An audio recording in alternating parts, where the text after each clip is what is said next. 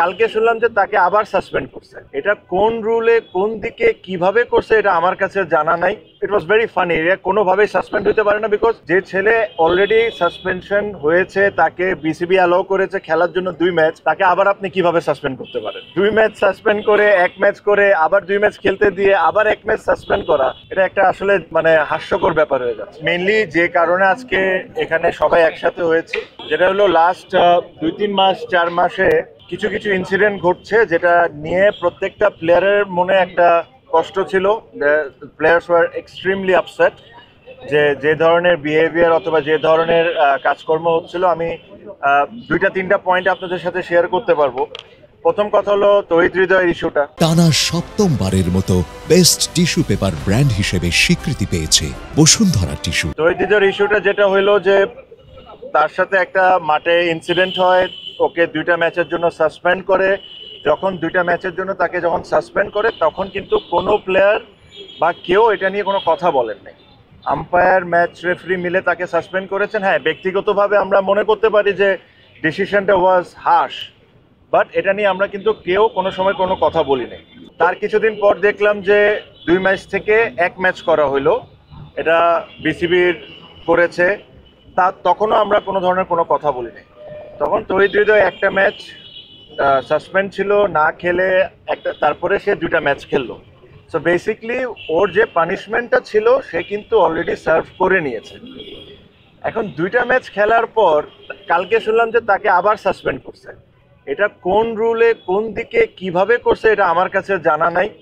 So এই জিনিস নিয়ে আমরা খুব ওয়ারিড ছিলাম। এটা actually it was very funny. এটা কোনোভাবেই সাসপেন্ড হতে পারে না, বিকজ যে ছেলে অলরেডি সাসপেনশন হয়েছে, তাকে বিসিবি অ্যালাউ করেছে খেলার জন্য 2 ম্যাচ, তাকে আবার আপনি কিভাবে সাসপেন্ড করতে পারেন? এটা আমাদের একটা বড় পয়েন্ট ছিল। সেকেন্ডলি, কিছুদিন আগে আপনারা দেখেছেন যে গুলশান আর শাহিনপুকুরের ম্যাচে কিছু আনপ্লেজেন্ট ঘটনা ঘটেছে। আমরা এই জিনিসটা ক্রিকেট বোর্ডকে ভেরি ক্লিয়ারলি বলেছি যে দেখেন, যদি ওখানে কোনো ধরনের কোনো কারাপশন হয়ে থাকে বা কোনো প্লেয়ার কোনো রং ডুইংসে থাকে, আমরা সবাই চাই এটার শাস্তি হোক, আমরা এটার সাথে 100%।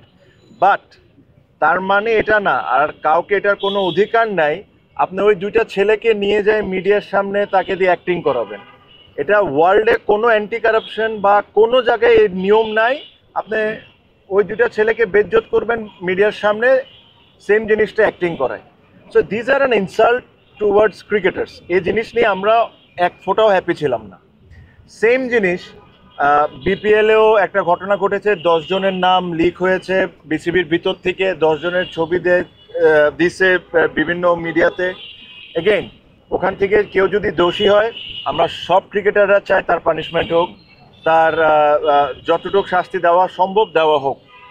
হোয়াট ইফ ওখান থেকে 2 জন নির্দোষ বা 8 জন নির্দোষ, এভাবে করে নামগুলা লিক করে দেওয়া publicly, it is again insult towards cricketers.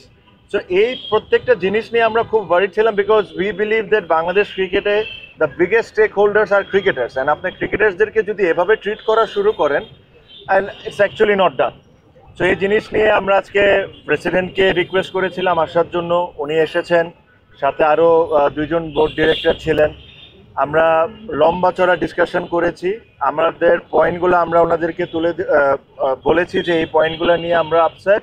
হৃদয়ের কেসটা বলেছি যে আমাদের কাছে কোনো সেন্সই মেক করে না। হ্যাঁ, প্রথম 2 ম্যাচ যদি সাসপেন্ড হয়ে যেত ফাইন, বাট 2 ম্যাচ সাসপেন্ড করে 1 ম্যাচ করে আবার 2 ম্যাচ খেলতে দিয়ে আবার 1 ম্যাচ সাসপেন্ড করা, এটা একটা আসলে হাস্যকর ব্যাপার হয়ে যাচ্ছে। তো এই জিনিসগুলো নিয়ে আমরা তাদেরকে বলেছি যে আপনারা দ্রুত ডিসিশন নেন আর আমাদেরকে জানান, যেহেতু কালকে খেলা। আই এম শিওর ওনারা একটা সময় আমার মনে খুবই দ্রুত একটা ডিসিশন দিয়ে দিবেন, আপনারা সবাই হয়তো বা জানতে পারবেন।